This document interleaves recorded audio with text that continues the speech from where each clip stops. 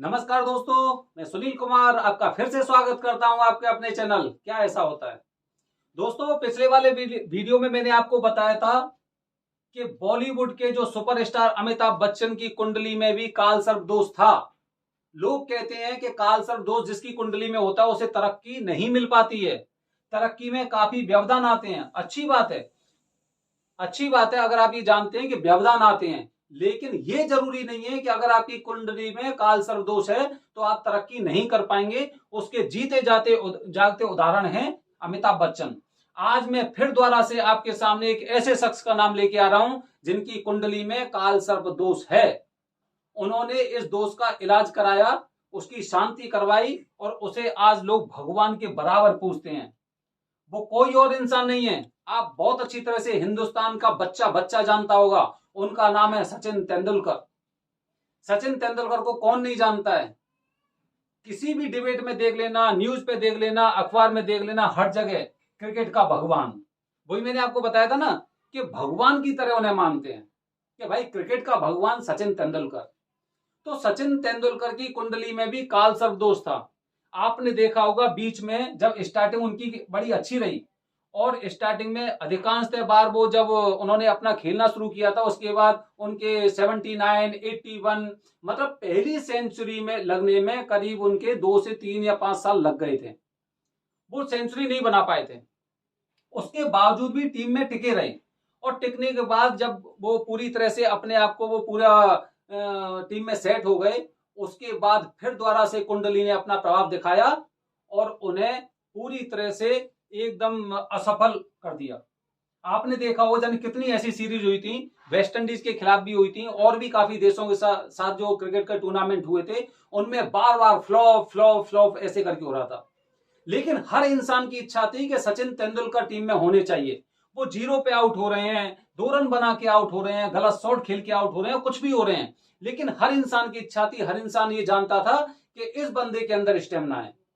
कुंडली में उनके में भी काल सर्प दोष है। और जैसे उनकी जो जो उनका जीवन चक्र था जब बीच में पूरी तरह से फेल होते गए थे, आपने देखा होगा उन्हें कितने बार कप्तान बनाया गया टीम का। उसके बाद उन्होंने विनोद कांबली को अपने साथ लिया कि ये बहुत अच्छा प्लेयर है, उनके क्योंकि उनकी मित्रता बहुत अच्छी थी। उसके बाद जब भी वो कप्तान बने कोई भी एक सीरीज वो अपने नाम नहीं कर पाए। फिर उसके बाद जब किन्हीं पंडित जी से उनकी मुलाकात हुई, पंडित जी ने उन्हें बताया कि आपकी कुंडली में काल सर्प दोष है। फिर उन्होंने काल सर्प दोष की पूजा करवाई। काल सर्प दोष की पूजा कराने के बाद फिर दोस्तों क्या हुआ, आपको सब कुछ पता ही है कि सचिन तेंदुलकर किस तरह से निखरे थे। तो हमारे कहने का मतलब ये है कि अगर आपकी कुंडली में काल सर्प दोष है तो आप ये मत समझो कि आप दुनिया के सबसे खराब आदमी हो, आप जिंदगी में कभी तरक्की नहीं कर पाओगे। बल्कि जो सत्य बात है वो सत्य बात यह है कि अगर आपकी कुंडली में काल सर्प दोष है तो इसका मतलब यह है कि जैसे ही पूजा होगी काल सर्प दोष की शांति होगी और आप ऐसे निखरोगे सूर्य की तरह, ऐसे चमकोगे कि आपकी सोसाइटी में, आपके परिवार में, आपकी रिश्तेदारी में, बिरादरी में, सब जगह आपकी चर्चा होगी कि देखो उस इंसान को, वो इंसान कैसा है। तो दोस्तों, अपने मन में से कम इस वाले जो नेगेटिव पॉइंट है इसे निकाल देना कि भाई मेरी कुंडली में काल सर्प दोष है और मैं कुछ नहीं कर सकता। सब कुछ कर सकते हो, बल्कि जो एक आम आदमी ना उससे आप ज्यादा कर सकते हो। क्योंकि जहां पर आपकी कुंडली में काल सर्प दोष होने से और राहु और केतु जो अपना शुभ परिणाम नहीं दे रहे थे, शुभ फल नहीं दे रहे थे, जो नाग देवता हैं वो अपना पूरा फल नहीं दे रहे थे, जैसे आपने उनकी शांति करवाई तो वो अपनी सकारात्मक एनर्जी देते हैं। जैसे आपने देखा होगा, काफी बुजुर्गों को देखा होगा कि वो लोग क्या होते हैं कि बहुत गुस्सेबाज होते हैं। आपने परशुराम जी को देखा होगा, परशुराम जी कितने गुस्सेबाज थे, उन्हें बात बात में इतना भयानक गुस्सा आता था। और जब वो आशीर्वाद देते थे तो वो आशीर्वाद ऐसा होता था कि वो एकदम सटीक बैठता था और उसी टाइम पीरियड में उसे उसका फल मिलता था। तो इसका मतलब ये नहीं है कि अगर वो ग्रह मेरी कुंडली में नकारात्मक प्रभाव डाल रहे हैं, अगर वो अच्छे फल नहीं दे रहे तो वो मुझे शुभ फल नहीं दे सकते हैं, ऐसा नहीं होता है।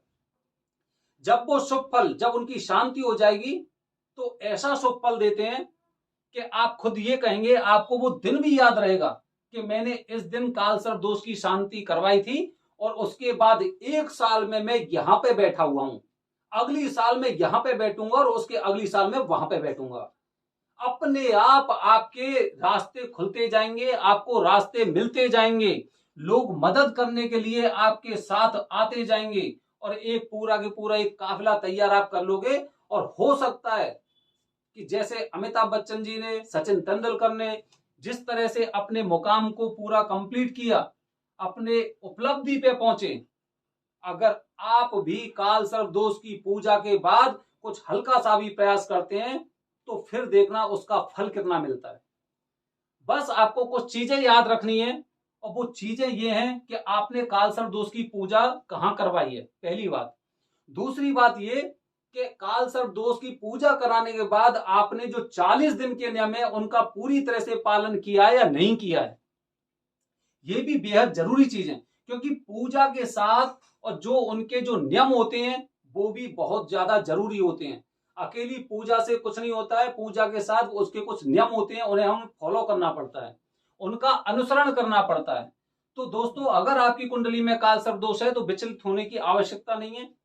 मैंने पिछली वाली वीडियो में आपको बताया था कि इसमें बहुत ज्यादा खर्चा नहीं आता है, इसीलिए अगर आपको जैसे ही मौका मिलता है, जैसे ही आपको मौका मिले, आप अपने काल सर्प दोष की शांति के लिए आप पूजा करवाइए। अगर आपको पंडित जी का नंबर चाहिए, पंडित जी का नंबर मैं आपको दूंगा। तो दोस्तों, अब आने वाली वीडियो में मैं आपको बताऊंगा, मैंने आपको पिछली वाली वीडियो में बताया था कि काल सर्प दोष की पूजा कहां होती है। तो त्र्यंबकेश्वर के अलावा कुछ ऐसी जगह भी हैं जहां पर काल सर्प दोष की पूजा होती है, बड़े विधि विधान से होती है। तो दोस्तों, हमारे चैनल से बने रहें, अगले वीडियो में मैं लेके आऊंगा कि काल सर्प दोष की और कहां पर पूजा होती है। धन्यवाद दोस्तों, जय हिंद, जय भारत, हर हर महादेव।